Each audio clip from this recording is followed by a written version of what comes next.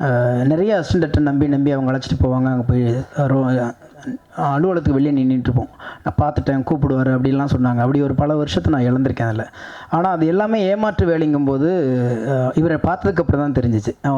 அவரை காமிக்கிறேன் அப்படின்னு சொல்லிட்டு ஏதாவது கேட்பாங்க, எங்கேயாச்சும் அழைச்சிட்டு போக சொல்லுவாங்க பைக்கில், அப்படிலாம் நிறைய சுற்றிருக்கேன். அதெல்லாம் பெரும் கதை, அது வேண்டாம். எதுக்கு சொல்லணும்னா, அப்போ பரத்வாஜ் சார்கிட்ட தான் நான் போயிட்டு பாடல் டியூனுக்கு எழுதுறதுக்காண்டி எப்போதுமே காலைல கிளம்பி ஆஃபீஸ் ஒர்க் மாதிரி வேலைக்கு அவர் வீட்டுக்கு போயிடுவேன். எந்த படம் பண்ணாலும் என்ன டியூன் பண்ணாலும் எல்லாத்துலையும் டம்மி வார்த்தை எழுதிட்டு உட்காந்துட்டே இருப்பேன். எதுக்குமே சலிக்க மாட்டேன், எந்த வேலையும் கிடையாது. காலைல இது எடுப்பேன், ஹெல்மெட்டு போடுவேன், இன் பண்ணுவேன், பைக்கில் போவேன், வீட்டில் உட்காருவேன். மத்தியானம் அவர் கொஞ்சம் தயிர் சாதம் கொடுப்பாரு, அவர் டியூன் பண்ண எழுதுறது தான் எனக்கு வேலை. அப்படி நாங்கள் வந்து அந்த தொடர்பு இருந்துச்சு. அப்படி இருக்கும் பொழுது ரகுமான் சாருடைய சசி ஸ்டுடியோன்னு ஒரு ஸ்டுடியோ, அப்போ உட்காந்து நாங்கள் டியூன் பண்ணிகிட்டு இருக்கும்போது தான் சேரன் சார் உள்ளே வர்றாரு. முதல் சந்திப்பு அவர்கிட்ட அறிமுகப்படுத்துகிறாரு.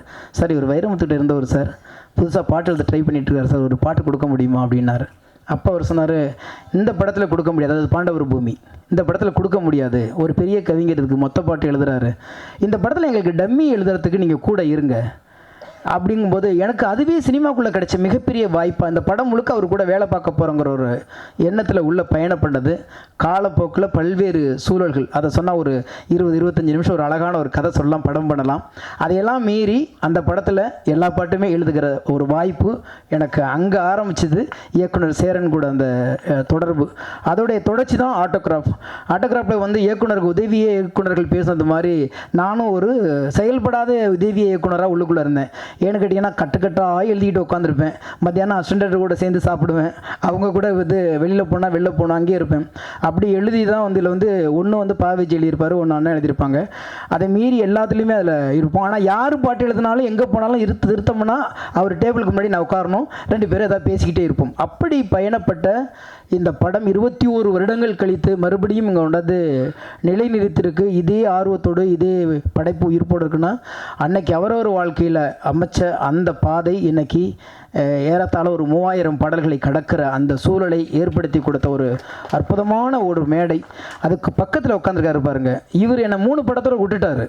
ஆனால் அவர் முதல் படத்துலேருந்து இந்த நிமிஷம் வரைக்கும் என்னை கைப்பிடிச்சு அழைச்சிட்டு போகிறேன். அமீர் சாரோடைய எல்லா படத்துலேயும் எல்லா படைப்புகளையும் நான் இருந்துக்கிட்டு இருக்கும்போது பார்த்தீங்கன்னா, ஒரு காலகட்டத்துக்கு அப்புறம் என் ஊர் தஞ்சாவூருங்கிறத மறந்துட்டு மதுரைக்காரன் ஆக்கிட்டாங்க. ஏன்னா இவங்க 2 பேர்த்து கூட சேர்ந்த இவங்க 2 பேரும் என்னுடைய சினிமாவில் மிகப்பெரிய பலம். நான் இல்லைன்னா உண்மையிலே எப்பயும் நான் தொலைஞ்சு போயிருந்துருக்கலாம். எங்கள் ஊர் ஏற்ற இயக்குனர்களுக்கு கூட நான் எழுதினது இல்லை. ஆனால் இவங்க 2 பேரும் என்னவோ தெரியல, 2 பக்கம் கைப்பிடிச்சு தூக்கிட்டு போய் இன்றைக்கி நான் பேசப்படுற பாடல்கள் ஒரு 10 பாட்டு எழுதிங்கன்னா அது அத்தனை பாட்டு அவங்க 2 பேர்த்து படத்தில் எழுதினதாக தான் இருக்கும். அப்பேற்பட்ட களத்தை அமைத்து கொடுத்துவிட்டு இன்றைக்கி வந்து இந்த களத்தை கொடுத்துருக்காங்க. ஆட்டோகிராஃபை பற்றி நிறைய இன்சிடென்ட் இருக்குது. இப்போ பார்த்தீங்கன்னா, தொடங்குறதே எங்கே தொடங்குறது இல்லைன்னு ஒன்று ஆரம்பித்தேன் பார்த்தீங்களா. அதில் ஒன்று மறக்க முடியாத நிகழ்ச்சி, தஞ்சாவூர் சாந்தி தேட்டரில் வந்து நாங்கள் 100வது விழாவுக்கு போகும் பொழுது இதே மாதிரி தமிழ் தாய் வாழ்த்து போடுங்கன்னு சொன்னாங்க. எல்லாரும் நிற்கிறோம், எல்லா நடிகர்களும் எல்லா டெக்னீஷியனும் போடுறவங்க பாதியிலேருந்து போட்டு விட்டாங்க. அப்போ நாங்கள் அதை கண்டினியூ பண்ணணும். அப்புறம் டேப் ரெக்கார்டு ஆஃப் ஆகிடுச்சு. அப்புறம் நாங்கள் பாட ஒருத்தர் தப்பாக பாட ஒருத்தர் சரி பண்ண, அப்புறம் சரி பண்ணணும்ல. அது இன்றைக்கி எனக்கு அந்த நினைவு வந்துச்சு. இங்கே போட்டவங்களும் 2 வரையும் விட்டுட்டு போட்டாங்க. எனக்கு அப்படியே ரீகால் ஓடி தஞ்சாவூர் சாந்தி தேட்டரில் 100வது நாளில் நாங்கள் இருந்தது. பஸ்ஸில் ஒவ்வொரு ஊருக்கும் போய் கொண்டாடுற அந்த விதம் இருக்கு இல்லையா, சினிமாவை கொண்டாடிய காலம் அது. எப்படி கொண்டாடுது, ரசிகர்களோட நடித்த இயக்குனர்களும் டெக்னீஷியனை உட்காந்து கொண்டாடி ஒரு படம் வந்து உயிரோடு இன்றைக்கி வந்திருக்குன்னா, அதுக்குள்ளே பதிவு பண்ண அத்தனை வார்த்தைகளும் அவ்வளவு இயல்பான ஒரு காதலை சரி பண்ண இன்னொரு காதலால் தான் முடியும் என்பதை ஆட்டோகிராஃப் சொல்லிக்கொண்டு இருக்கிறது. வாழ்த்துவோம், வரவேற்போம். நன்றி, வாழ்த்துக்கள். ஒரு அருமையான நிகழ்ச்சி. வந்து உட்கார்ந்ததுலேருந்து இப்போ வரைக்கும் சிரிச்சுக்கிட்டே இருக்கேன். கட்டுப்படுத்த முடியாத சிரிப்பு. ஆட்டோகிராஃப்ன்ற திரைப்படமே ஒரு மனிதனுடைய வாழ்க்கையில் பழைய நினைவுகளை பற்றி சொல்கிற கதை. ஆனால் அந்த திரைப்படத்தை 21 வருஷம் கழித்து பேசும்போது அந்த திரைப்படம் பற்றிய நினைவுகளை இங்கே நிறைய பேசிகிட்டு இருக்காங்க. அதில் சேரனுக்கும் எனக்குமான உறவு அப்படின்னா, நான் கிட்டத்தட்ட 1 மணி நேரத்துக்கு மேலே ஆயிரும். அதுக்கு இன்றைக்கி சாத்தியம் இல்லை. இன்னொரு விழாவில் சேரனுக்கான விழாவில் நிச்சயமாக சொல்லணும். ஏன்னா சேரனை நான் அப்படி பார்த்து ஒவ்வொரு கட்டத்தில் பார்த்துருக்கேன். ஒரு சில நிகழ்வுகளை மட்டும் சொல்லி முடிச்சுக்கிறேன். சேரனுடைய உதவி இயக்குனர்கள் முதல்ல வந்து நின்னாங்க இல்லையா, அவங்க எல்லாரையுமே எனக்கு தெரியும். உமாபதி, ஜெகதீஷ், ராம்கி, பாண்டி, இப்படி எல்லாரையுமே எனக்கு தெரியும். நீங்கள் உமாபதி பேசும்போது நீங்கள் ரொம்ப ரசித்து கேட்டீங்க. உமாபதியை பேச விட்டிங்கன்னா இன்னும் ஒரு 5 மணி நேரம் சேரன் பற்றி இன்டர்வல் இல்லாமல் பேசுவாங்க. நான் அவ்வளோ கேட்டிருக்கேன். நான் சங்க எலெக்ஷன் டைமில் அவ்வளவு கான்ஃபிடண்ட்டாக, ரொம்ப ஸ்ட்ராங்காக, ஆனால் எதுவுமே பொய் இருக்காது, உள்ளே இருக்கிறத அப்படியே பேசுகிற ஒரு ஆள்.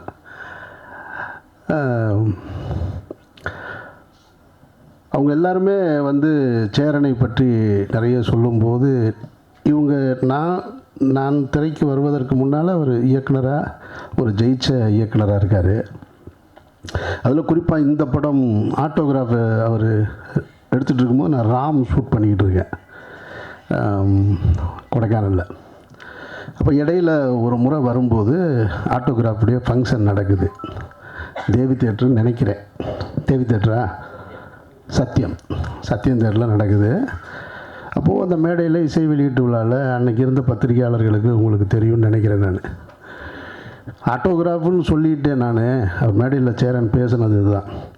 ஆட்டோகிராஃபுன்னு சொல்லி கையெழுத்து போட்டேன். ஆனால் இந்த ஃபைனான்ஸ் சீட்டை எத்தனை கையெழுத்து போட்டேன்னு எனக்கு தெரியலை அப்படின்னு சொல்லி மேடையில் கண் கலங்குறாரு சேரன். அப்போது சேரன் எனக்கு முன்னாடி எனக்கு தெரியும், ஆனால் பழக்கம் இல்லை, நெருக்கமாக இல்லை. அப்போ சேரன் வெளியில் வந்த உடனே நான் நின்றுட்டுருக்கேன். சேரன்கிட்ட கேட்குறேன், நானே கடை வாங்கி படம் எடுத்துகிட்ருக்கேன். நான் 50,000 25,000 30,000 வாங்கி படம் எடுத்துக்கிட்டு இருந்த டைம். அந்த டைமில் சேரன்ட்ட வந்து கேட்குறேன், நான் வேணால் ஒரு 1 லட்ச ரூபா ரெடி பண்ணி தரட்டுமா உங்களுக்கு அப்படின்னு. இல்லை அதெல்லாம் பார்த்துக்கலாம் அப்படின்ட்டார். ஸ்நேகன் தான் எனக்கு அறிமுகப்படுத்தி வச்சது. அப்போ ஸ்நேகன் சொன்னோடனே இல்லை அதெல்லாம் பார்த்துக்கலாம் பண்ணிக்கலான்னார். அதுக்கப்புறம் சேரனை நான் பார்த்தது ஆட்டோகிராஃபுடைய வெற்றிக்கு பின்னாடி அலுவலகத்தில் அதை சந்தித்தேன்.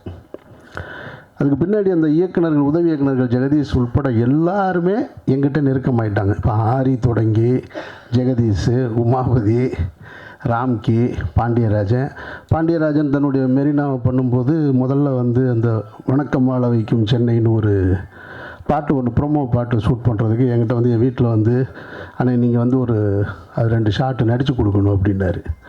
அப்புறம் வீட்டுக்கு பக்கத்தில் வந்து ஒரு ஆட்டோவை எடுத்துகிட்டு அதை போய் எடுத்து அதை நடித்து கொடுத்துட்டு வந்தோம். இப்போ சேரனுக்கு என்னென்னா, அவருடைய உதவி இயக்குனர்கள் பூராமே என்னோடு பழகிக்கிட்டே இருக்காங்க. அதில் கொஞ்சம் டென்ஷன் ஆவார் அவர். இந்த ஆரம்பிச்சிட்டாப்பில் பாருங்க உமாபதி, ஏன்னா அந்த கதை பூரா அவருக்கு தெரியும். ஸ்நேகனும் என்கிட்ட வந்துட்டாப்புல, ஆரியும் வந்துட்டாப்புல. அங்கே போனாலே என்ன பூரா அங்கே போயிட்டீங்க, என்ன அங்கே எல்லாருமே அங்கே இருக்கீங்க அப்படின்னு கேட்டுகிட்டே இருப்பார் சேரனு.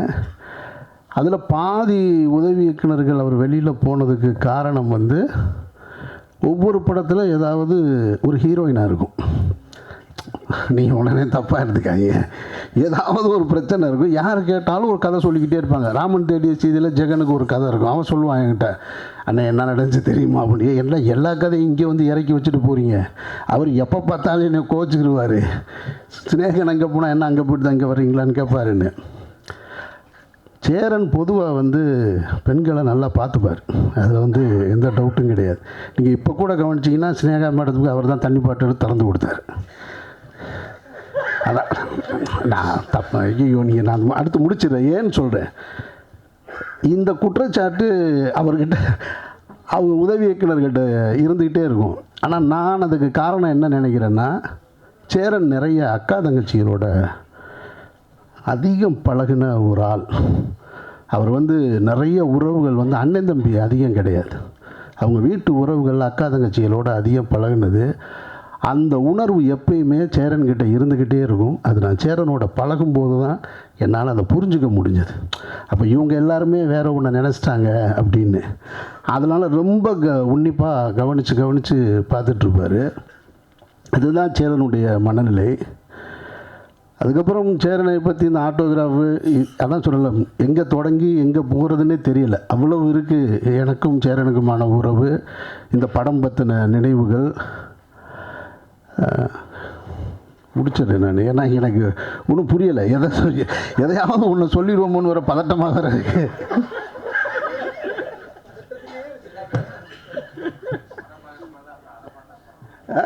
என்ன ஜெகதீஷ், படம் ரொம்ப ஒரு சேரன் வந்து தமிழ் சினிமாவில் ஒரு சாதித்த கலைஞன், தவிர்க்க முடியாத கலைஞன், மக்கள் கலைஞன், ஒரு மகத்தான கலைஞன். என்னை பொறுத்த மட்டும் நான் வந்து அந்த கிரெடிட்டை வந்து சேரனுக்கு எப்போவுமே கொடுப்பேன். சேரன் அலுவலகத்துக்கு போனால் சேரனுக்கு பின்னாடி இருக்க விருதுகளை பார்க்கும் பொழுது பொறாமையாக இருக்கும். அத்தனை தேசிய விருதுகள், அத்தனை மாநில அரசு விருதுகள், ஃபிலிம்ஃபேர் அவார்டு. பாலச்சந்தர் சாருக்கு பிறகு நான் அதிகமாக விருதுகளை பார்த்தது சேரனுடைய அலுவலகத்தில் தான். இங்கே ராம்கி பேசும்போது சொன்னாப்புல பைக் வாங்கி தரேன்னு சொல்லிட்டு வாங்கி தரலன்னு. அது அவருடைய கதை. ஜெகன் ஒரு கதை சொல்லிட்டு போனால், ஜெகதீஷ் ஒரு கதை சொன்னார். இப்படி ஒவ்வொருத்தருக்கும் ஒரு கதை இருக்கு இல்லையா? ஆனால் அந்த அடையாளம் இருக்குல்ல, அந்த உதவி இயக்குனருக்கான அடையாளம். அவருக்காவது உதவி இயக்குனர்னு பேர் போட்டார், பைக் வாங்கி கொடுக்கல. அது எதுக்கு சொன்னாருன்னு சொன்னாரா, உண்மையிலேயே சீரியஸாக சொன்னாரா என்னன்னெலாம் தெரியாது. ஆனால் நானெல்லாம் உதவி இயக்குனராக வேலை செய்யும்போது ஒரு படம் முழுக்க வேலை செஞ்சுட்டு அந்த படத்தில் பேரே இல்லை. அப்போ எப்படி இருந்திருக்குன்னு யோசிச்சு பாருங்க. பேரே இல்லை. அப்போ அப்படியே இப்படி வேகம் இருக்குது. ஒரு படம் பூரா வேலை செஞ்சுருக்கோம். படம் முடிஞ்சு வந்து வேகமாக போய் தேட்டரில் போய் படம் முடியும் போது டைரக்டருக்கும் உதவி இயக்குனருக்கும் சண்டை வர்றது சகஜம் தானே. அப்படி சண்டையாகி போயிட்டு வெளியே வந்து பார்த்தா படம் ரிலீஸ் ஆகி தேட்டரில் போய் உட்காந்தா பேர் இல்லை. பயங்கர அதிர்ச்சியில் இருக்குது. ஆனாலும் அதை நான் குறையாக எடுத்துக்க முடியாது. காரணம் என்னென்னா, நான் ஒர்க் பண்ண ஒரு இயக்குனர் இருக்கார் இல்லையா, அவர் ஒரு சினிமா பண்ணார். அவர்கிட்டருந்து நான் ஒன்று கற்றுக்கிட்டேன். நான் வேறு ஒரு கமர்ஷியல் சினிமா இயக்குனரோடு இருந்திருந்தால் எனக்கு அவருடைய தாக்கம் தான் வந்திருக்கும். ஆனால் அந்த இயக்குனருடைய தாக்கம் தான் எனக்குள்ளே வந்தது. நான் அடுத்த தளத்துக்கு போக முடிஞ்சது. அப்போ அந்த பேர் வராதுக்கு காரணம் 1000 இருக்கலாம். என் மேலே கூட 100 தவறு இருந்திருக்கலாம். நானே கூட முழு காரணமாக கூட இருந்திருக்கலாம். ஆனாலும் அவர் மேலே குறை சொல்கிறதுக்கு நான் இந்த மேடையை நான் பயன்படுத்தலை. எனக்கான அடையாளத்தை கொடுத்தது அவர் தான்.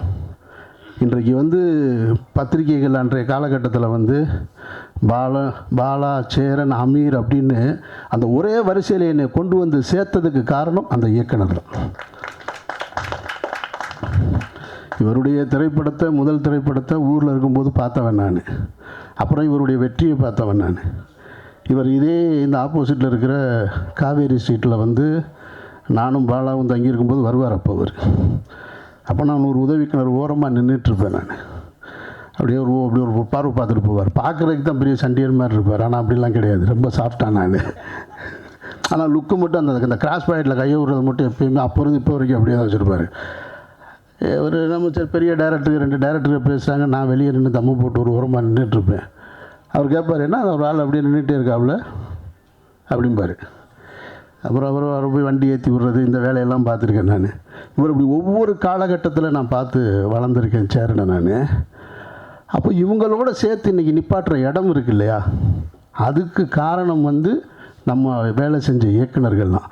அதனால் அங்கே என்ன குறை இருந்தாலும் அது ஒரு தகப்பன் தன்னுடைய பிள்ளையை தேர்த்துவதற்காக செய்கிற முயற்சியாக தான் நான் பார்க்குறேன். நான் அப்படி தான் நானும் பார்க்குறேன். அப்படி தான் அவருடைய உதவி இயக்குனர்களும் பார்த்துருப்பாங்கன்னு நினைக்கிறேன்.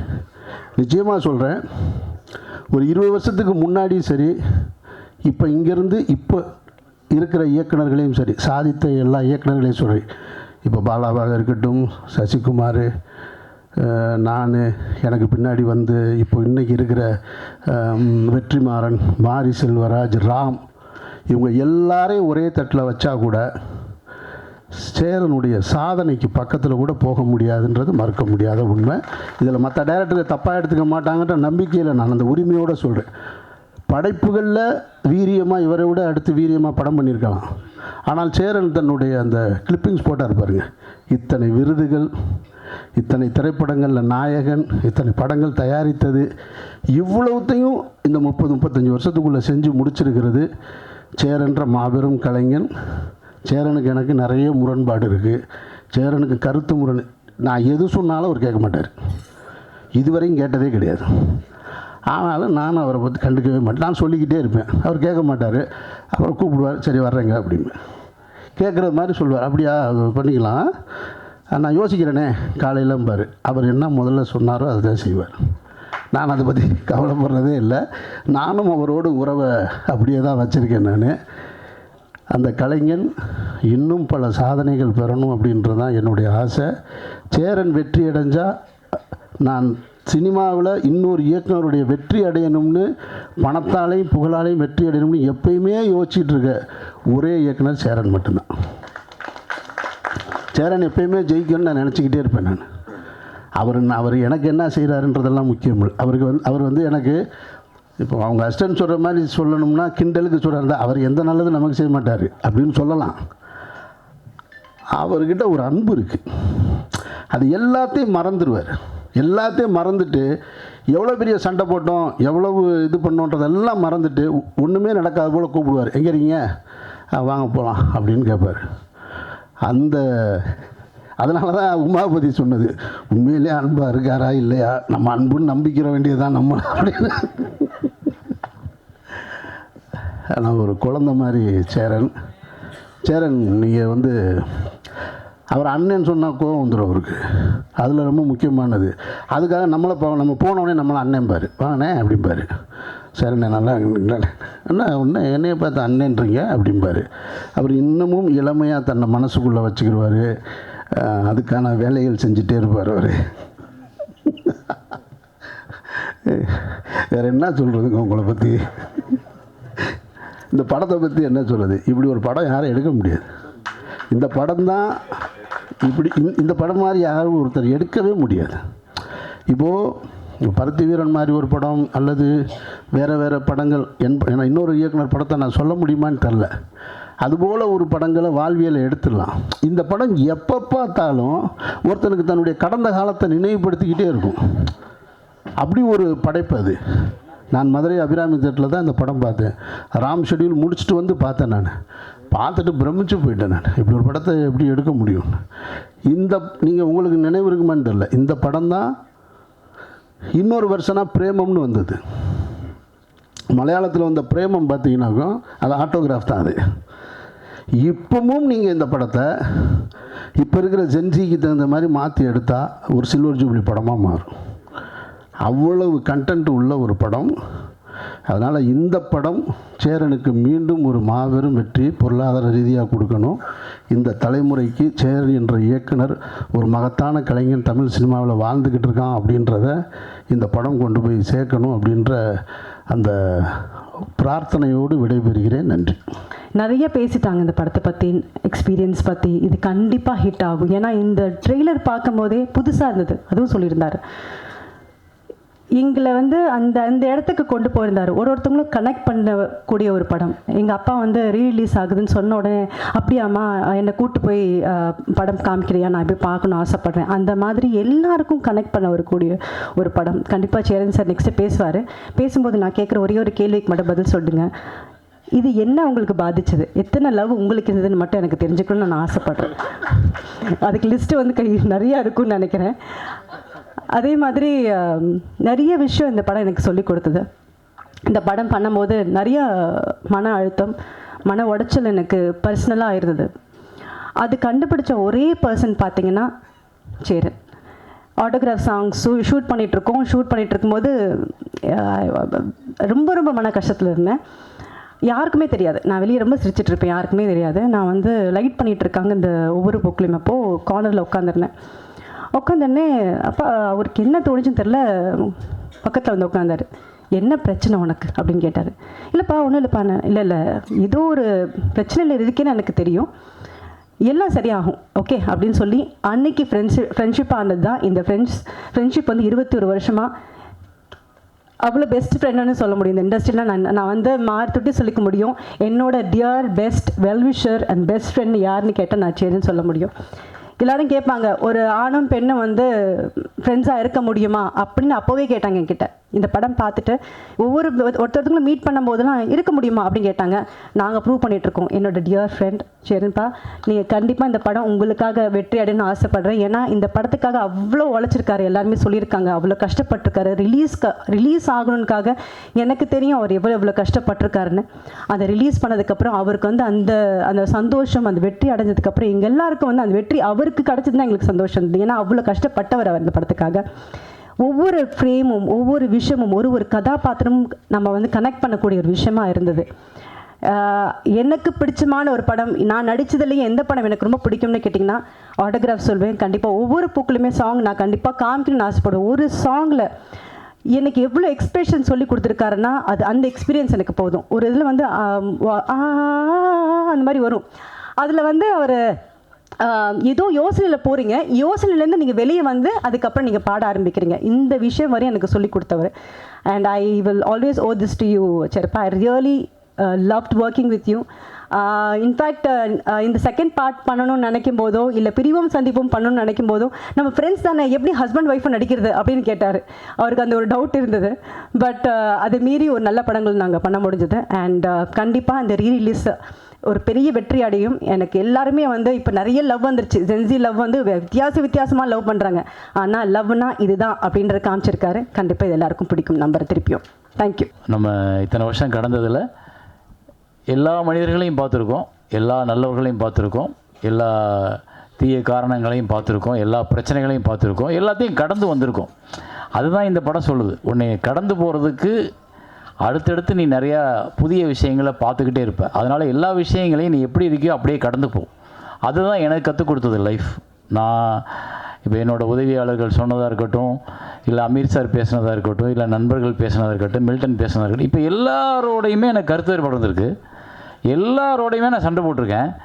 எல்லாரோடையும் எனக்கு பிரச்சனைகள் இருந்திருக்கு. ஆனால் என் மேடையில் அவங்க எல்லோரும் உட்காந்துருக்காங்க. அவ்வளோதான். அது இதில் விளக்கம் சொல்கிறதுக்கு எதுவுமே கிடையாது. நான் எப்படி பார்க்குறேன்னா அது அவங்களால உணர முடியாது. நான் ஏன்னா அவங்களோட ரொம்ப வேறு மாதிரி வாழ்ந்துட்டேன் என்னோடய வாழ்க்கை. தெரியல. என் வீட்டில் சோறு இல்லைனாலும் என் வீட்டுக்கு அசிஸ்டன்ட் வந்துட்டாங்கன்னா அவங்கள சாப்பிட வச்சுட்டு நானும் என்னோடய ஒய்ஃபும் பட்டினியாக படுத்துருக்கோம்.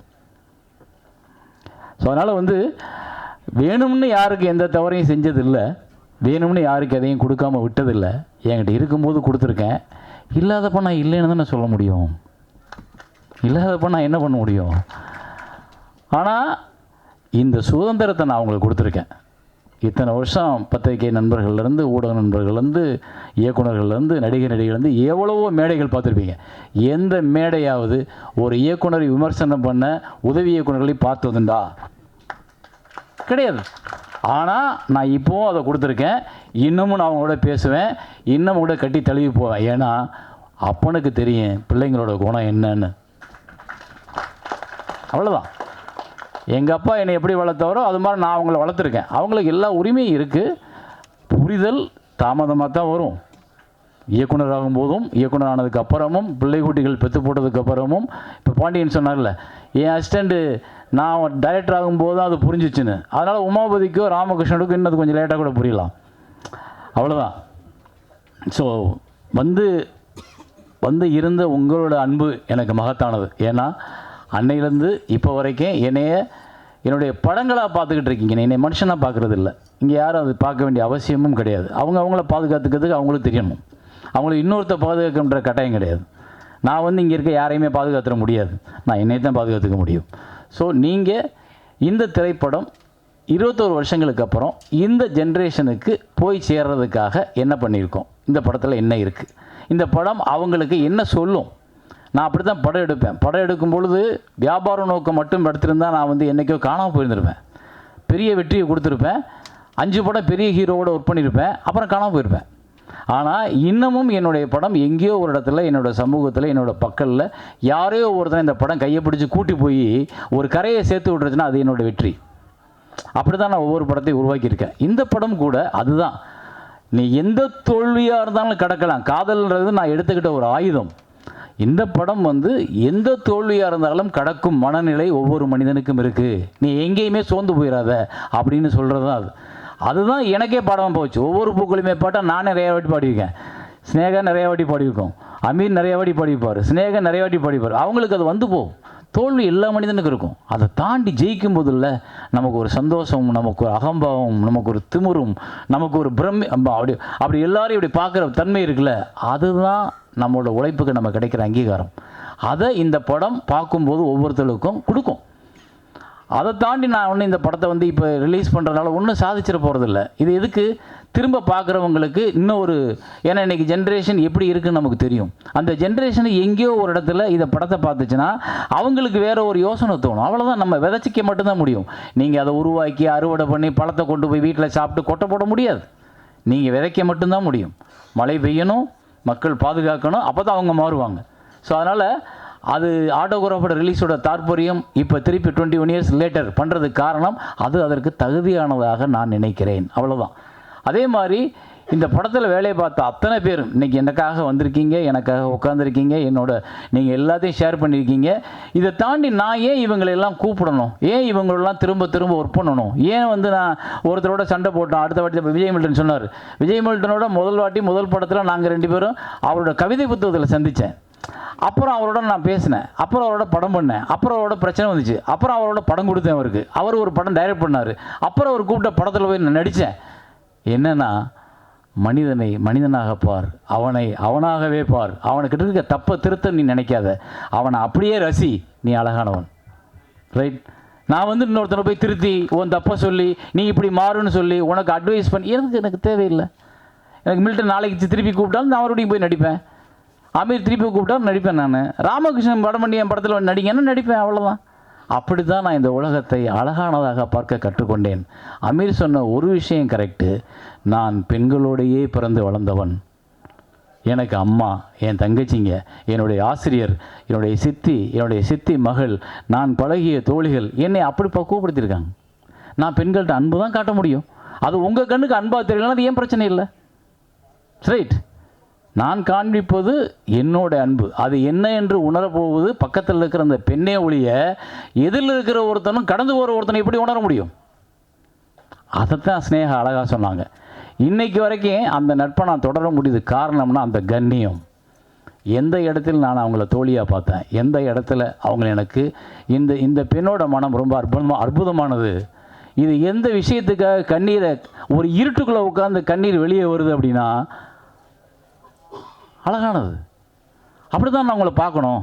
அது இன்றைக்கு வரைக்கும் நான் அவங்களுக்கு அந்த சுதந்திரம் கொடுத்துருக்கேன். என்னை கூப்பிட்டு எந்த பிரச்சனையும் பேச முடியும். இன்னும் சொல்ல போனால் அவங்கள திருமணம் நிச்சயிக்கப்பட்டதுக்கு நான் முக்கிய காரணம். பிரசன்னா என்னோட முக்கியமான நண்பர். அவர் என்னை ரொம்ப மதிக்கக்கூடிய, நான் எப்போ எந்த விஷயத்துக்கு கூப்பிட்டாலும் பண்ணக்கூடியவர். இவங்க என்னோட நண்பர். ஆனால் இவங்களுக்குள்ள ஒரு திருமணம் தள்ளி போய்கிட்டே இருக்குது. அப்போ நான் சொன்னேன், பிரச்சனைகளை காரணம் காமிச்சு உங்களுடைய திருமணத்தை தள்ளி போடாதீங்க, அதுவே பிரச்சனையாயிரும். முதல்ல கல்யாணத்தை பண்ணுங்க, அப்புறம் என்ன பிரச்சனை இருந்தாலும் பார்த்துக்கலாம்னு. அப்படி தான் திருமணம் நடந்துச்சு. ஸோ நான் என்னை சுற்றி இருக்கவங்க நல்லது நினைக்கிறேன். அது நல்லதாக தெரியலைன்னா அது ஏன் பிரச்சனை இல்லை, அது அவங்க பிரச்சனை. ரைட்? அப்புறம் இந்த ஊடக நண்பர்கள் எல்லாருக்கும் நான் சொல்லிக்கிறது, இப்போது இந்த ஆட்டோகிராஃப் வந்தப்போ உங்களுடைய அர்ப்பணிப்பு ஒரு திரைக்கதையை, ஒரு திரைப்படத்தை விமர்சிக்கிறதுல, ஒரு திரைப்படத்தை கொண்டாடுறதில்ல, அது இன்றைக்கி வியாபார சூழலாக மாறினதுக்கப்புறம் மாறிட்டு தான் நான் நினைக்கிறேன்.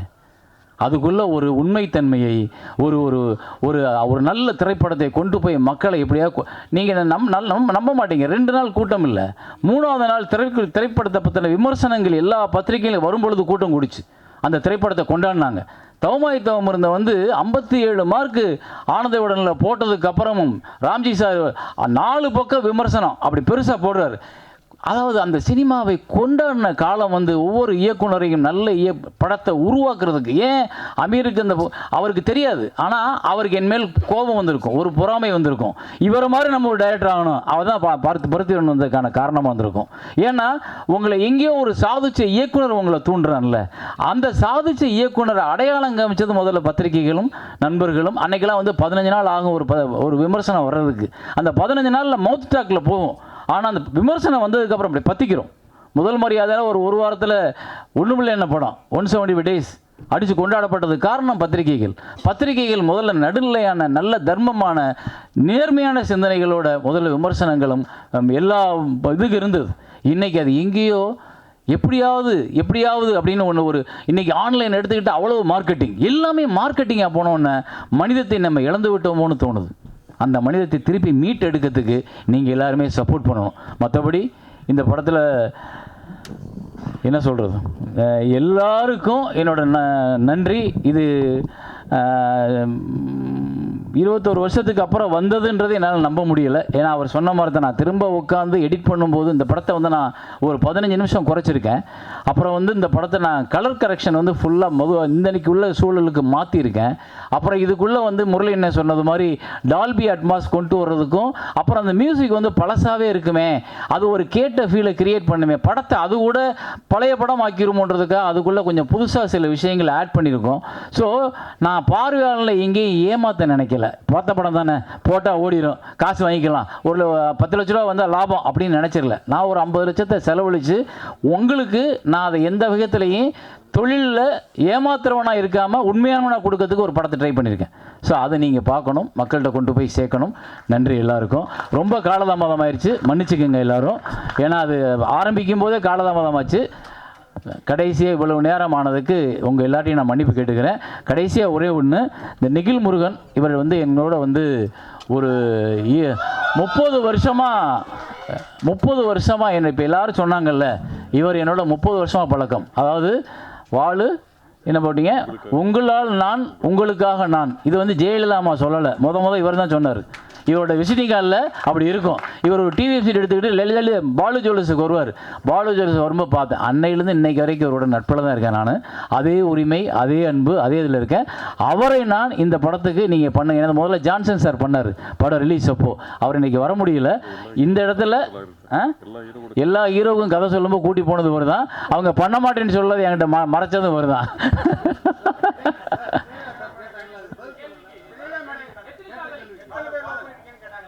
அதுக்கு இன்னும் ஒரு நாள் ஃபுல்லாக பிரசாத்தை புக் பண்ணுவோம், அன்னைக்கு நம்ம பேசுவோம். அப்போ நிறையா இருக்கு, நான் அவங்களையும் வர சொல்கிறேன் எல்லாத்தையும். எனக்கு ஒன்றும் இல்லை, நான் யார் கூடயும் சண்டை போடல.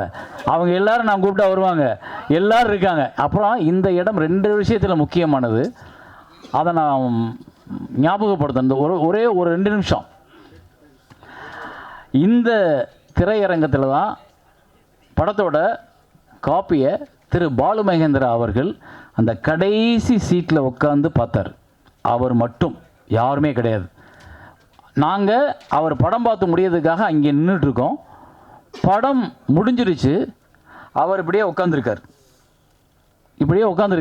சரி, அவர் அதுலேருந்து வெளியே வந்து வரட்டும்னு உட்காந்துருக்கேன், நின்றுட்டு இருக்கேன்.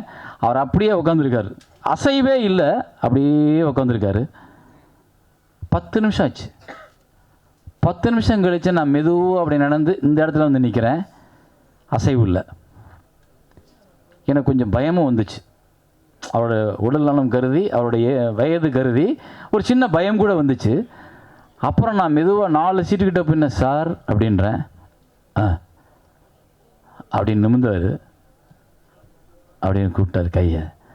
பக்கத்தில் போய் உட்காந்தேன். அப்படி கை மேலே பிடிச்ச அவர் ஒரு இறுக்கி பிடிப்பார், அந்த இறுக்கி பிடிச்சார். அந்த படம் ரிலீஸ் ஆகலை, படத்தை யாருமே பார்த்ததில்லை அது வரைக்கும். அவர் தான் ஃபஸ்ட்டு பார்க்குறாரு.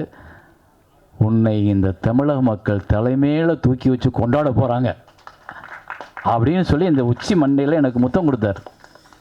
அந்த இடம் இது. அது இப்போ எனக்கு ஞாபகம் வந்தது. அந்த மனிதனை நான் வணங்கணும்னு நினைக்கிறேன். நன்றி, வணக்கம். இல்லை சார், இந்த படம் வேலை பார்த்ததுக்கப்புறம் ஒரு அடையாளம் அப்படின்றது இந்த அசிஸ்டன்ட் டைரக்டராகவே ஒரு பெரிய மரியாதை ஏற்படுத்துறது வந்து இந்த ஆட்டோகிராஃப் படத்துக்கு பிறகு தான் வச்சுக்கோங்களேன். ஸோ அதுதான், ஏதாவது நான் ஜோக்ஸ் அப்பார்ட் ரொம்ப சீரியஸாகவே ஒரு விஷயத்த சொல்லிவிட்டு அப்படி கடந்து போகிறது வேணாம் அப்படின்றதுனால தான் இந்த மாதிரியான விஷயங்களை பகிர்ந்துக்கணும்னு நினைக்கிறேன். இது ரொம்ப சீரியஸாக எடுத்துக்க வேண்டாம். ஏன்னா இந்த படத்துக்கு பிறகு அசிஸ்டன்ட் டைரக்டராக ஒரு மரியாதை ஏற்படுத்துனது இல்லை. அதுதான். இப்போ யாராவது போய் ஒருத்தங்கிட்ட கதை கேட்கணும் அப்படின்னும் போதுமே ஆட்டோகிராஃபாக வாங்க அப்படின்னு அத்தனை பேருக்குமே ஒரு மிகப்பெரிய ஒரு ஒரு அங்கீகாரத்தை அசிஸ்டன்ட் டைரக்டராகவே ஒரு அங்கீகாரத்தை ஏற்படுத்துனது எங்கள் டைரக்டரோட படத்தில். இப்போ வரைக்குமே அதை வந்து ரொம்ப பெருமையாக சொல்லிகிட்ருப்போம். அதுக்கப்புறம் நான் நடிகனாக வந்துட்டேன். பாண்டியராஜ் சார், ஜெகன்னு, ஸோ சிம்பு எல்லாருமே கண்ணுக்கு முன்னாடி வந்து ஒரு ஒரு அறியப்படுற நபர்களா அப்படின்னு இருக்கிறது இல்லை. அது ஆட்டோகிராஃப் தான் அது. ஏன்னா அது வேலை பார்க்கும்போது திடீர்னு வந்து டைரக்டர், அது வழக்கம் போல் நடக்கிறது தான். அது ஆர்டிஸ்ட் ஏதாவது ஒரு தவறு நடக்கும், அதுக்கு பக்கத்தில் அசிஸ்டன்ட் டைரக்டர் மட்டும்தான் வெளியிடாகும். அந்த ஆரம்பிக்கிறதுக்கு அது ஆர்ட் டைரக்டர் ஏதாவது தப்பு பண்ணாலும் அதுக்கு நான் அசிஸ்டன்ட் டைரக்டர் தான் அடி வாங்கணும்னு வச்சுக்கோங்களேன். அந்த மாதிரி நிறைய. ஸோ ரொம்ப மகிழ்ச்சியானது. இது 21 வருஷத்துக்கு அப்புறம் இந்த படம் திரும்ப ஏன்னா அந்த கிளைமாக்ஸ் எடுத்துகிட்டு இருக்கும்போது டைரக்டர் ஒரு ஷாட் வச்சாங்க. எல்லோரும் ஸ்டேஜில் இருப்பாங்க. இப்போது அந்த 4 பேரும் உட்காந்துட்டு பேசிகிட்டு இருப்பாங்க. ஒரு ட்ராலி ஷாட் வச்சுருப்பார். அதை பார்த்ததுக்கப்புறம் டைரக்டர் உட்காந்துருக்கார் மானிட்டரில்.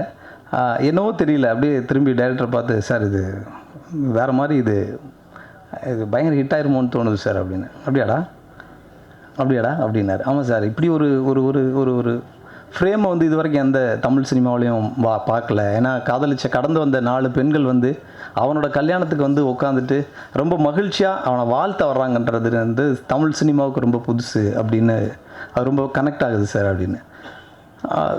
அது இது இந்த மாதிரி நிறைய மூமெண்ட்ஸ் எல்லாம் இந்த படத்துக்குள்ளே மேஜிக்ஸ்லாம் இருக்குது.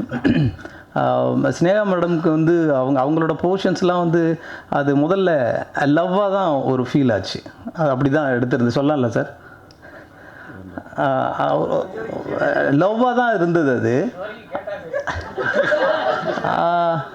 அதுக்கப்புறம் வந்து அந்த டேபிளில் வந்து அது டிசைட் ஆகுது. இல்லை தொடர்ந்து அடுத்தடுத்து லவ்வே பண்ணிகிட்ருக்காங்க அப்படின்னும் போது ஒரு மாதிரி ஒரு சின்ன டயர்ட் ஆகிட மாட்டாங்களா ஆடியன்ஸு அப்படின்னு யோசிக்கும்போது இல்லை இது வந்து அப்படின்னா ஃப்ரெண்டாக அது வந்து டேபிளில் மாறுது எடிட்டிங்கில். ஸோ அது வந்து ரொம்ப டோட்டலாகவே அந்த 3 கேரக்டரை விட அந்த ஸ்னேகா மேடமோட போர்ஷன் வந்து ரொம்ப ஃப்ரெஷ்ஷாக இருந்துச்சு. ஏன்னா அந்த டைமில் வந்து இப்போ ஒரு பெண்ணும் ஒரு ஆணும் வந்து நட்பாக பழகிறதுன்றது இருக்குல்ல, அது அந்த அந்த காலகட்டத்தில் அது இல்லை.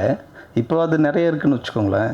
பட் அது 21 வருஷத்துக்கு முன்னாடி வந்து அது திரையில் அது காட்டுனது வந்து ரொம்ப ஃப்ரெஷ்ஷாக இருந்தது. அதுதான் வந்து சினிமாவுக்கு வந்து இன்னமும் மோர் எஃபெக்டிவாக இருந்தது.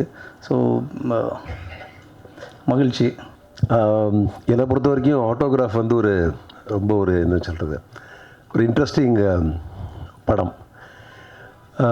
ஏறக்குறைய 30 வருடங்களாக நான் இசையமைத்து கொண்டிருந்தாலும், ஒரு 100க்கு மேலே படம் பண்ணியிருந்தாலும், இந்த படம் வந்து ஒரு டெஃபினெட்லி ஒரு எனக்கு பிடிச்ச படம். எப்படின்னா, நான் வந்து இசையமைப்பாளர் எப்படின்னா, I always give importance to emotion and lyrics. அப்படி பார்க்கும்போது இந்த படத்தில் எல்லா பாட்டுமே அந்த மாதிரி அமைஞ்சுது. அதுக்கு மிகப்பெரிய ஒரு இன்புட் வந்து எனக்கு சேரன் சார்ட்டே தான் கிடச்சிது. அண்ட் இன்னி வரைக்கும் எனக்கு வந்து என்னுடைய பல ஹிட்ஸ்லேருந்து முக்கியமான ஒரு படமாக எனக்கு இது அமைஞ்சது sir. Thank you so much. And அதோட 21 வருஷம் ரீரிலீஸுங்கிற போது அந்த ஞாபகம் வருதுங்கிற அந்த என்னுடைய குரலில் கேட்டபோது எனக்கே பல விஷயங்கள் ஞாபகம் வந்தது. நிச்சயமாக it's a great occasion and best wishes to sir the team and a great team we had.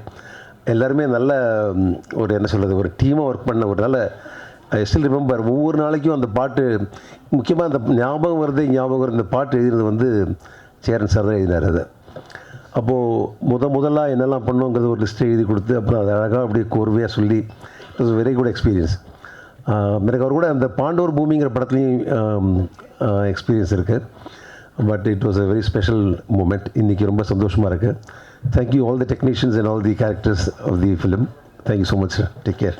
தெரில, இன்றைக்கி இந்த ஃபங்க்ஷன் உள்ளுக்க வந்ததுலேருந்து, அதான் பிளாக் பாண்டியை பார்த்ததுலேருந்து நிறைய ஞாபகங்களை வந்து அதில் ஒரு பாட்டு இருக்கும்ல, அந்த மாதிரி நிறைய ஞாபகங்களை அவங்க ஸ்னேகா மேம் உள்ளுக்க வரதாக இருக்கட்டும், ஒவ்வொரு ஆளுக்குமே எங்கள் டேரக்டரை பார்க்கும்போது அவ்வளவு ஞாபகங்களை வந்து இந்த படம் அவ்வளவு கிளறி விடுது. பேசணும் ஒன்றுமே எங்களை பற்றியும் டேரக்டரை பற்றியும் பேசணும்னா அது ரொம்ப பேசிக்கிட்டே இருக்கணும். அதனால் ரொம்ப பேச முடியாது. இது ஒரு தனி ஷோவாகவே பண்ணலாம், அவ்வளோ பெரிய இது. ஏன்னா எனக்கு வந்து அப்போ வந்து சாருக்கு ஆஃபீஸ் கிடையாது, அவர் வீட்டுக்கு தான் போவோம் எல்லோரும், அங்கே வீட்டில் தான் சாப்பிடுவோம்.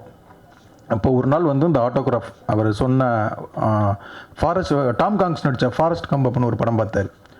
இந்த மாதிரி ஒரு படம் பண்ணணும் அப்படின்னாரு. இதுக்கும் சம்மந்தம் கிடையாது. ஆனால் ஒரே வாரத்தில் வந்து அந்த ஆட்டோகிராஃப் மாதிரி ஒரு கதை சொன்னார்.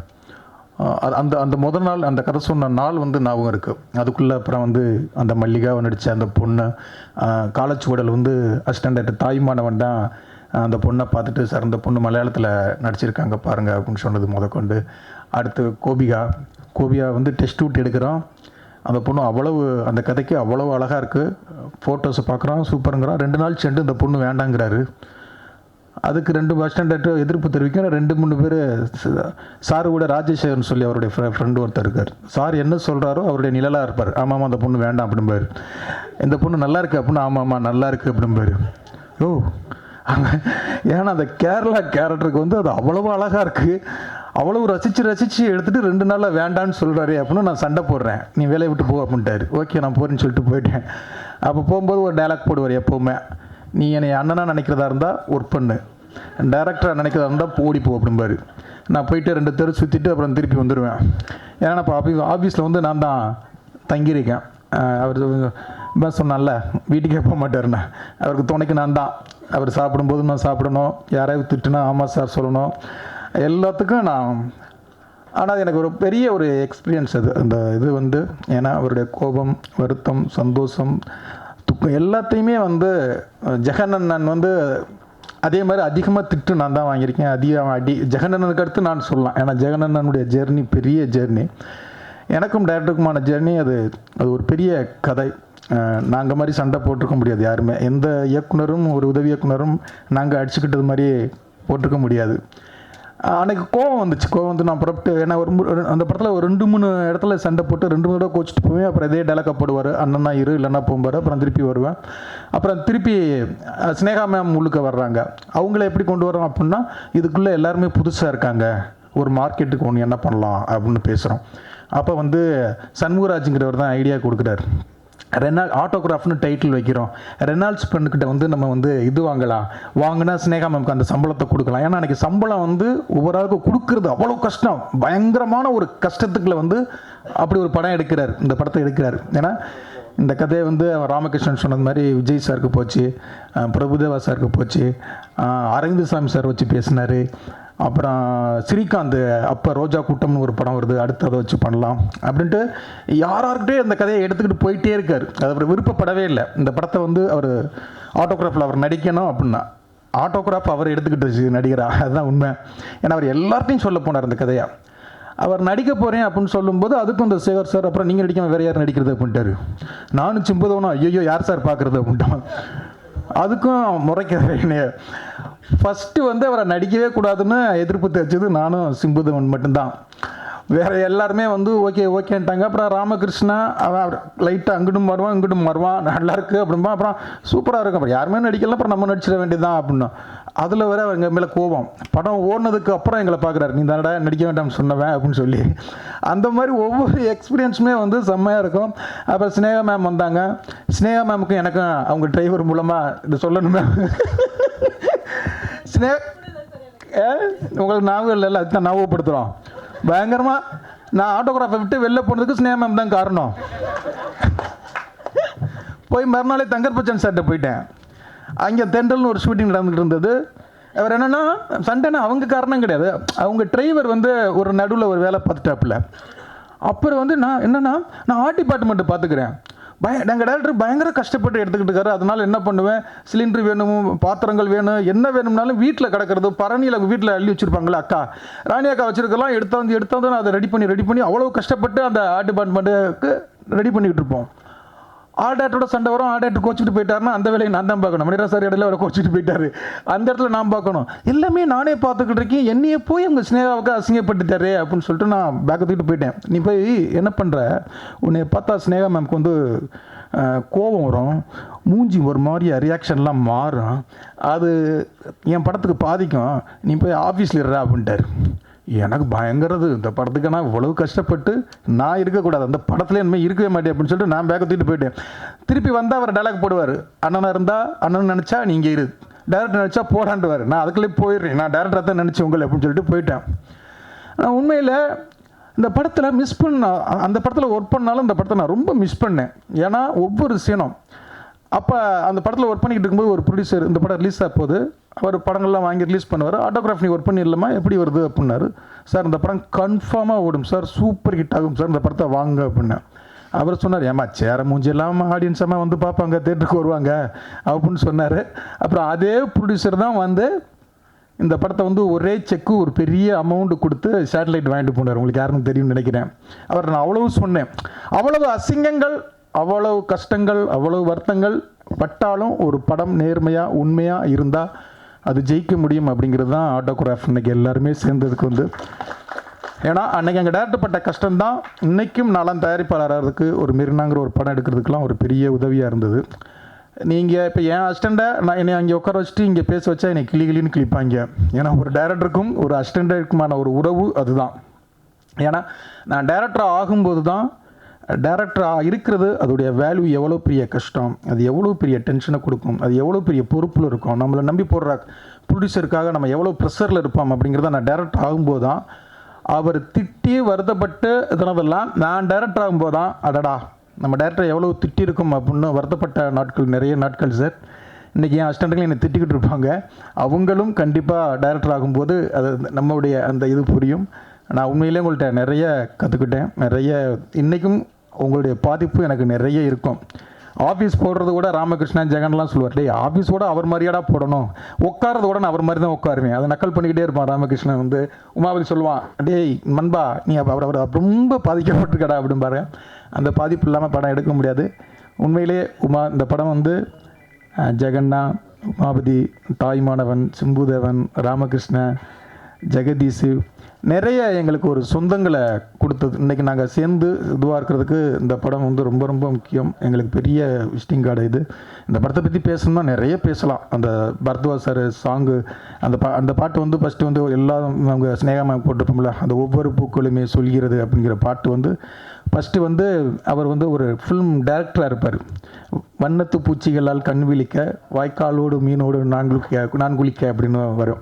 அவ்வளவு மாற்றங்கள் இந்த படத்தில் பற்றி பேசலாம். அது கண்டிப்பாக அந்த படம் இன்றைக்கி உள்ள ஆடியன்ஸ் கண்டிப்பாக அதை கொண்டாடுவாங்க. இதுக்கு ஒரு பெரிய சக்ஸஸ் மீட்டு கண்டிப்பாக எங்கள் டேரக்டர் வைப்பார். அந்த சக்ஸஸ் மீட்டில் இன்னும் நிறைய பேசுவோங்கிற நம்பிக்கை எனக்கு இருக்குது.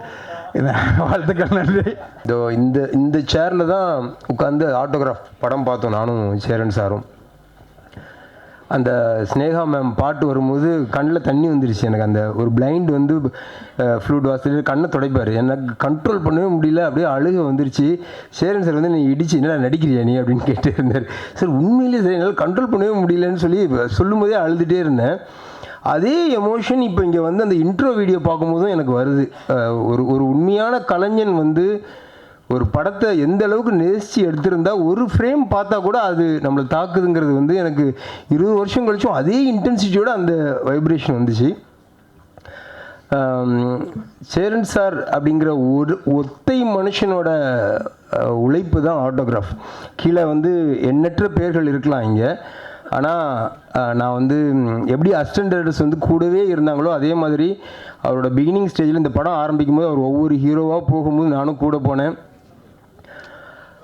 ஒவ்வொரு ஸ்டேஜும் நான் வந்து பார்த்தேன். அவர் நடிக்கணும்னு முடிவு பண்ணது, ஆட்டோகிராஃப்னு டைட்டில் வச்சப்போ எழுந்த எதிர்ப்பில் இருந்து அதை யாரும் படிக்க கூட முடியாது சார். அந்த இஃப்பை வந்து எப்படி எழுதுவீங்க, ஆட்டோகிராஃப்ன்றது இங்கிலீஷ் வார்த்தை, இப்படி பல விஷயங்கள் எல்லாத்தையும் அந்த ஒரு மனுஷன் அவன் மைண்டுக்குள்ளே வச்சு பண்ணான்.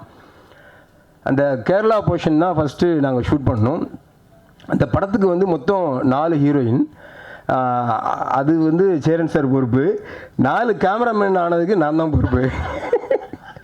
எல்லாரும் சண்டை போட்டுன்னு சொல்கிறாங்கல்ல, அது சண்டைங்கிறது என்னென்னா, ஒருத்தன் மைண்டில் ஒரு படத்தை வச்சுருக்கான், அதை வந்து அவன் வந்து ஒரு தவம் மாதிரி பண்ணிகிட்டு இருக்கான்.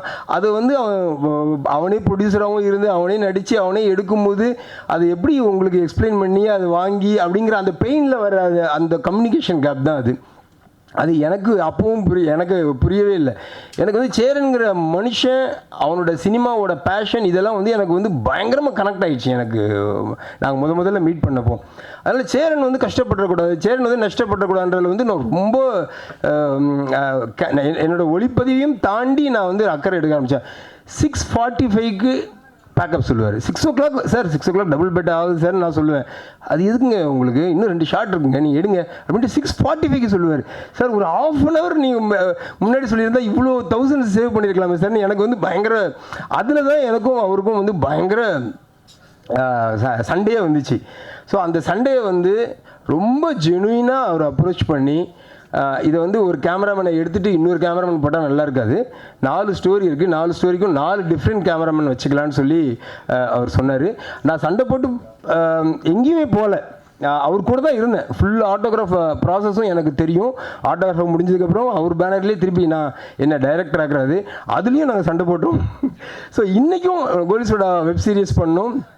இப்போ நான் பண்ணிகிட்டு இருக்க காட்ஸ் அண்ட் சோல்ஜர்ஸ்லையும் சேரன் சாருக்கு ஒரு கேரக்டர் இருந்தது. ஸோ நாங்கள் வந்து சண்டை போட்டுக்கிட்டே இத்தனை வருஷமும் இவ்வளோ பேருமே ஒன்றா ஒரே ஸ்டேஜில் உட்காந்து ட்ராவல் பண்ணுறோம் அப்படின்னா அதுக்கு வந்து அந்த மனுஷனோட அந்த சினிமா மேலே இருக்கிற ஒரு நேர்மையான காதல் தான் காரணம். சார் உண்மை சார் 100%. நான் வந்து உங்ககிட்ட கற்றுக்கிட்ட விஷயங்கள் வந்து எவ்வளோன்னு என்னால் சொல்லவே முடியாது. நிறைய டைம் வேறு இல்லை, நான் நிறைய பேசணுன்ட்டு வந்தேன் ஆக்சுவலாக. நான் வீட்டிலேருந்து கிளம்பும்போது நான் நிறைய விஷயங்கள் பேசினா ஸ்டேஜில் அழுதுருவேன்லாம் கூட நினச்சேன். அந்தளவுக்கு எமோஷனலான சில விஷயங்கள்லாம் எனக்கும் சேரன் சாருக்கும் இருக்குது. காதல் படம் பாலாஜி சக்திவேல் பண்ணும்போது என்னை வந்து கேமராமேனாக சங்கர் சார் தான் ப்ரொடியூசர். சொன்னப்போ சங்கர் சார் வந்து இல்லை வேணாம், ஆட்டோகிராஃபில் வந்து கேரளா போர்ஷன் ஒரு பையன் பண்ணியிருக்கான், அவனை கூப்பிட்டு பண்ணு அப்படின்னா. சார் அதான் சார் விஜய் மில்டன் சொல்லி அவர் சொன்னார். ஆனால் எனக்கு தெரியும் கேரளா போர்ஷனில் இருக்கிற ஒவ்வொரு ஷாட்டும் சேரன் எடுத்தது. ஒரு வெங்காயமும் நான் அந்த படத்தில் பண்ணல.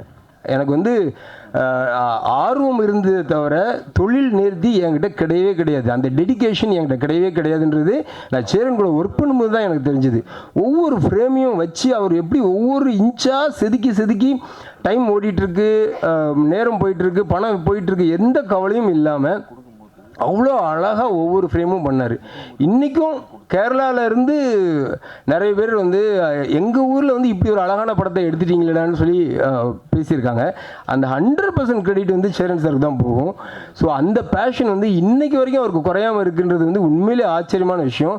சார் ஆட்டோகிராஃப் வந்து எத்தனை பேர் வேலை செஞ்சிருந்தாலும் சரி, அது முழுக்க சேரன்ற ஒரு மனுஷனுக்கு மட்டும்தான் சார் சொந்தமானது.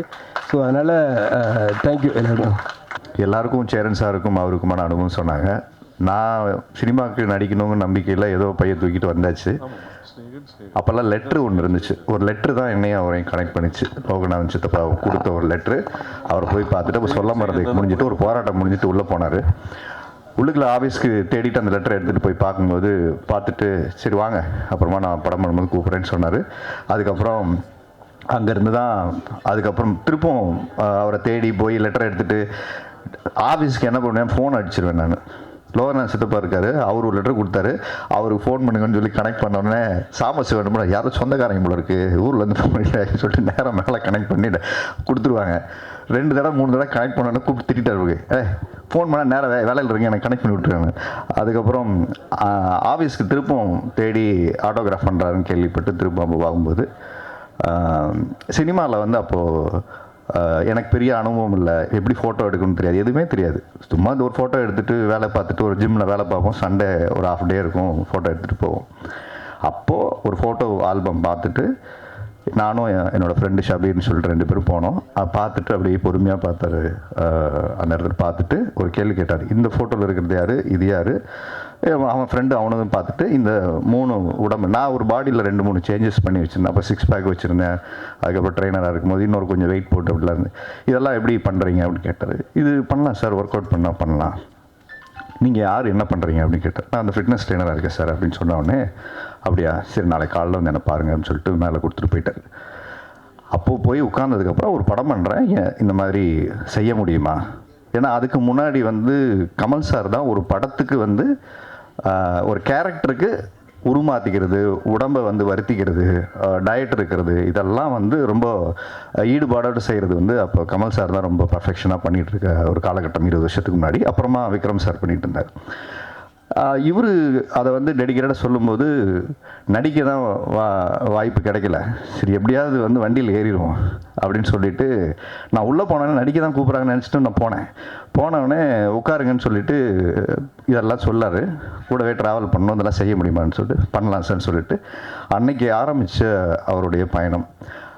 ஒரு ஆக்டராக வந்து அதுக்கு முன்னாடி அவருடைய படங்கள் பார்த்து தான் நானும் பாரதி கண்ணம்மா அந்த மாதிரி படங்கள், பொக்கிஷம், பொற்காலம், நிறைய படங்கள் அவர் எடுத்திருக்காரு. அந்த டைமில் அவரோட டெடிக்கேஷன் பார்த்து எனக்கு ரொம்ப ஆச்சரியமாக இருந்தது. ஏன்னா தூரத்துலேருந்து தான் பார்த்துருக்கேன். அவர் யார் என்னென்னா தெரியாது. எக்ஸசைஸ் பண்ணுவோம், ட்ரெயின் பண்ணும்போது அவர்கிட்ட அந்த ஸ்டூடெண்ட் பிஹேவியர் இருக்கும். வந்தால் கரெக்ட் டைமுக்கு அங்கே ரெடியாக இருப்பார், ட்ரெஸ்ஸை மாற்றிட்டு பண்ணி நின்னாருன்னா. எனக்கு ரொம்ப அட்மையர் பண்ண விஷயம் என்னென்னா மெமரி வந்து ஜாஸ்தி இருக்கிறத நான் கிளாஸ் நிறையா பேர் எடுத்திருக்கேன். பட் அவருக்கு பார்க்கும்போது ரொம்ப அட்மையர் பண்ண விஷயம் ஏன்னா எப்படி ஒரு படைப்பை எடுக்கிறாங்கங்கிறது எனக்கு அங்கேருந்து தான் கொஞ்சம் கொஞ்சமாக சினிமா கற்றுக்கிட்டது வந்து தூரத்துலேருந்து கற்றுக்கிட்டது அவர்கிட்ட தான். மெமரி ஜாஸ்தி. நான் வேணும்னா என்ன பண்ணுவேன், அவருக்கு டஃப்பாக கொடுப்பேன். கொஞ்சம் நான் செய்கிறதெல்லாம் அவர் செய்கிறாரா வச்சு பார்க்கணுங்கிறது எனக்கும் அமீர் சாரையும் வச்சு செஞ்சுருக்கேன், அவரையும் செய்வோம். வந்து 2 பேருமே வந்து பயங்கரம் அந்த அடமெண்ட் ஒன்று இருக்கும். அது எப்படி அது வர முடியாமல் போகும், அதை நம்ம செஞ்சு பார்க்கணும். ஸோ அந்த அளவுக்கு டெடிக்கேட்டடாக இங்கேருந்து சென்னை மட்டும் இல்லை, கேரளாவுக்கு என்னை கூப்பிட்டு போய் அங்கே தனியாக ரூம் கொடுத்து அங்கே எக்ஸசைஸ்க்கு தனியாக டைம் ஒதுக்கி டெடிக்கேட்டாக படம் முடிகிற வரைக்கும் பண்ணார். ஒரு நாள் எக்ஸசைஸ் முடிச்சுட்டு கீழே படுத்திருந்தார். முடிச்சுட்டு இந்த கதையெல்லாம் எனக்கு என்னென்னே தெரியாது. இப்படி படுத்துட்டு நல்லா எனக்கு இன்னும் ஞாபகம் இருக்காது. அப்படி படுத்துக்கிட்டு நல்லா வேர்த்து ஸ்வெட் பண்ணிவிட்டு உங்களுக்கு இந்த கதை தெரியுமா அப்படின்னு கேட்டார். இல்லை சார் தெரியல, ஏதோ லவ் ப்ராஜெக்ட்னு எல்லாம் பேசிட்டாங்க அப்படின்னு கதை சொல்லி முடித்தார். உடனே சொன்னேன், சார் இந்த படம் ஹிட் ஆகிடும் சார் அப்படின்னு. ஏன் அப்படி சொன்னேன், எனக்கு லவ் ஃபீல் இருந்திருக்கு, ஊர்லேருந்து ஒரு லவ் ஃபீல் முடிச்சுட்டு பஸ் ஏறி வந்திருக்கேன், அதனால் அந்த கனெக்ட் பண்ண முடிஞ்சது இந்த படத்தை அப்படின்னு சொல்லிட்டு. ஸோ அங்கே ஸ்னேகா மேடம் போர்ஷன், நான் இந்த போர்ஷன் மட்டும்தான், ஸ்கூல் போர்ஷன் மட்டும்தான் போகலை. பட்ஜெட் காரணமாக நான் இங்கே நிற்பாட்டிட்டு அங்கே ஏன்னா எக்ஸசைஸ் பண்ண வேண்டிய வேலை இல்லை, பசங்களை வச்சு நான் எடுத்துக்கிறேன், மேனேஜ் பண்ணிக்கிறேன்னு போயிட்டாரு. ஸோ அதுக்கப்புறம் பார்த்தீங்கன்னா தவமாயத்தை மருந்து நான் ஒர்க் பண்ணேன். ஒரு பாடி ஸ்கல்ப்டருங்கிற ஒரு பொறுப்பை எனக்கு கொடுத்து அதுக்கப்புறம் தான் நான் மிருகம் போய் வேலை செஞ்சேன். நடிக்க வேலை செஞ்சுட்டு சர்வைவலுக்கு காசு இல்லை, இதை ஒரு வேலையாக எடுத்துக்கிட்டு எனக்கு ஒரு ஆப்பர்ச்சுனிட்டி கிடைச்ச இடம் இது. ஏன்னா நான் அந்த வேலையை விட்டுட்டு நீங்கள் நம்பிக்கையாக வந்திருக்கேன்னாரு, தைரியமாக வாங்க. அந்த நம்பிக்கை ஒரு குரூட் நம்பிக்கை, ஏதோ சினிமா நம்மளை பார்த்துக்கோம், அவர் இருக்கார் பார்த்துப்போன்னு. அது அன்றைக்கி பார்த்துக்கலாம் வாங்கன்னு சொன்ன விஷயந்தான் நான் இன்றைக்கி நடிகனாகி இப்படி ஒரு மேடை ஏறி நிற்கிறதுக்கும் அவர் தான் காரணம். ஏன்னா ஆடும் கூத்துங்கிற ஒரு படம் எனக்கு வாய்ப்பு கிடைக்கும்போது அவர் தான் கூப்பிட்டு சொன்னார். ஏன்னா முன்னாடி இந்த படத்தில் கிருஷ்ணா நடிச்சிருப்பார், ஆயுத எழுத்தில் நடித்த கிருஷ்ணா. அவர் ஆயுத எழுத்தில் ஒரு 3 நாள் டேட்டோ 4 நாள் டேட்டோ வாங்கிட்டு வந்தார். அவர் முடிஞ்சிடும் பார்க்குறாரு, ஃபோன் பண்ணி அழுவார். எனக்கு ரூம்மேட் அவர் தான். என்ன எடுத்துகிட்டே இருக்காங்க, முடியவே மாட்டேங்குது, what is this, Mani sir scolding, அப்படி கால் பண்ணி டென்ஷனாக கத்திக்கினே இருப்பார். ரூமுக்குள்ள வந்துட்டு நாளைக்கு முடிஞ்சிடும்னு சொல்லி வச்சுருப்பாங்க. அதை அண்ணன் நாளைக்கு முடியாது, அவர் காலையில் விழுந்துட்டார். சார் மணி சார் இதுக்கு மேலே எல்லாம் தள்ள முடியாதுன்னு சொல்லிட்டு ஒரு வாரம் தள்ளி போயிட்டு கிளம்பி ஊருக்கு போயிட்டார். அவருக்கு டூ போடுறதுக்கு ஆள் யாருன்னு சொல்லி எல்லாம் டிஸ்கஷன் நடக்குது ஆஃபீஸில். அந்த சாயலில் யார் இருக்கா, அந்த ஹைட்டில் எல்லாம் ஆள் இருக்கும்போது இப்போ சாமி எல்லாம் வேலையில் இருக்கும், சாமியெல்லாம் இருந்தான்னு நினைக்கிறேன். அவர் எல்லோரும் டிஸ்கஸ் பண்ணிட்டு ஆரி தூக்கி போடலாம் அப்படின்னு சொல்லிட்டு வந்து இவங்க டிஸ்கஸ் பண்ணிட்டு இதில் ஒரு கேரக்டர் இருக்குது பண்ணுறீங்களா, ஆனால் இதில் வந்து படத்துலலாம் வருமா என்னெல்லாம் தெரியாது, அது உங்களுக்கு ஓகேவா அப்படின்னு கேட்டு பண்ணார். ட்ரெஸ் எல்லாம் அந்த பேடெல்லாம் மாற்றி விட்டுட்டு உள்ளே அந்த ஷார்ட் எடுத்தாங்க. 2 வரி டயலாகு. இன்றைக்கி நான் எல்லோரும் கொஞ்சம் நான் ஓரளவுக்கு நடிக்கிறேன்னு சொல்கிறாங்கன்னா அதுக்கு முக்கியமான காரணம் அன்னைக்கு நடந்த அந்த இன்சிடென்ட்டு. கிரேட்டு, செம்ம இன்சல்ட். அந்த இடத்துல 2 வரி டைலாக் பேசிட்டு ஒரு ட்ராக் அண்ட் ஷாலி சார் அப்படி நடந்து வரணும் அவரோட பேசிட்டு. என்னால் பண்ண முடியல, நடந்து வரேன், டைலாக் மறந்து போச்சு, என்ன பேசணும்னு தெரில. 1 டேக் போச்சு, 2 டேக் போச்சு, 3 டேக் போச்சு, இப்படி பார்த்தாரு. இதெல்லாம் ஃபோட்டோ தூக்கிட்டு இந்த ஆர்வத்தை மட்டும் வச்சுக்கிட்டு இருக்குன்னு அந்த எக்ஸ்பிரஷன் பார்த்துட்டு டைம் போயிட்டுருக்கு. ஓகே நீங்கள் நடந்து வாங்க, சரி ட்ராகன் ட்ரைல். அவர் அங்கேருந்து ஆக்ஷன் சொல்லிவிட்டு அப்படியே வந்தோடனே என் டைலாக்கு என்ன கவுண்டரோ அதை அப்படியே எடுத்துகிட்டு ஓஎஸில் ஷோல்டரில் வச்சுட்டு பண்ணிட்டாங்க. பண்ணி முடிச்சு அந்த ஷார்ட்டை முடிஞ்சிச்சு. அன்னைக்கு டிசைட் பண்ணேன், ஃபோட்டோ தூக்கி வெளில வச்சுட்டு ஆஃபீஸ் போய் தேடக்கூடாது, முதல்ல நடிப்பு கற்றுக்கிட்டு தான் வேணும்னு சொல்லிட்டு தான் அப்புறம் கூத்துப்பட்டில் இருந்தவங்ககிட்ட நடிப்பு கற்று ட்ரைடர் பண்ணிவிட்டு வந்து இன்றைக்கி இந்த மேடை வரைக்கும் வந்திருக்குது. மிக முக்கியமான காரணம் ஒரு அதுக்கப்புறம் சேரன் சார் என்ன பண்ணியிருக்காரு, என்ன செஞ்சுருக்காருன்னு எல்லாருமே சொன்னாங்க. பட் ஒரு திரைப்படத்தை எடுக்கக்கூடிய இயக்குனராக நான் பார்த்த ஒரு முக்கியமான விஷயம், இன்றைக்கி பைசன் வந்து இன்றைக்கி எல்லாருமே பேசுகிறோம், சாதிய ஒழிப்பு சார்ந்த ஒரு நல்ல படம் எடுக்கக்கூடிய இயக்குனராக மாரி செல்வராஜ் இருக்கிறார். அவர் படைப்புகள் ரொம்ப கருத்தியலாக அதே மாதிரி சமூக நீதியை பேசக்கூடிய படங்களாக இருக்கும்போது 28 வருஷத்துக்கு முன்னாடியே பாரதி கண்ணம்மாங்கிற படத்தில் அருவாளை தூக்கிட்டு வெட்டுறதுக்கு ஆளை தேடிட்டு இருந்தாங்க. ஆள் வந்து அப்ஸ்காண்ட் ஆகி போன ஒரு மனுஷன் வந்து. ஸோ அன்னைக்கு சாதியம் சார்ந்து சாதிய ஒழிப்பு பற்றி எடுத்த தைரியமாக ஒரு டைரக்டர்னால் அது சேரன் சார். அதே மாதிரி ஆட்சியில் இருக்கும்போது ஆட்சியில் இருக்கக்கூடிய நிறை குறைகளை தைரியமாக சொன்ன ஒரு இயக்குனராகவும் பார்த்தீங்கன்னா தேசிய கீதம் ஒரு படைப்பெடுத்தது. அதே மாதிரி காதல் பண்ணுறதெல்லாம் நம்மலாம் இன்றைக்கி அழகாக சொல்கிறோம். எனக்கு 2 பிரேக்கப் மச்சான், 4 பிரேக்கப்பு, 5 பிரேக். இப்போ கூட நான் ஒரு ஷோ பண்ணேன், நிறைய யங்ஸ்டர்ஸ் வந்து சொல்லும்போது ரொம்ப ஆச்சரியமாக இருந்தது. காதலை கடந்து திரும்ப ஒரு காதல் வரும் நம்பிக்கையை ஆட்டோகிராஃப் வந்ததுக்கப்புறம் தான் நிறைய பேருக்கு கொடுத்தது. இல்லைன்னா ஒரு காதலோட தன் வாழ்க்கையை முடிஞ்சிருச்சுன்னு நினச்சிக்கிட்டு இருந்தவங்க மத்தியில் இப்படி ஒரு படம் வந்தோடனே இல்லை இன்னொரு லவ் கூட வரும், யாராவது நமக்கும் வாழ்க்கை கொடுப்பாங்கிற நம்பிக்கை கொடுத்த ஒரு படம். ஸோ அந்த மாதிரி அப்போவே வந்து ட்ரெண்ட் செட்டிங்காக இந்த மாதிரி இன்றைக்கும் யங்ஸ்டர்ஸ்க்கு வந்து நம்பிக்கை கொடுக்குற லவ் அப்படின்னா அது முடிஞ்சு போகிறதில்ல, திருப்ப அது தொடர்கதையாக வரக்கூடியது தான். ஸோ வாழ்க்கையை முடிச்சுக்காதீங்க ஒரு நம்பிக்கை கொடுத்த ஒரு படம்.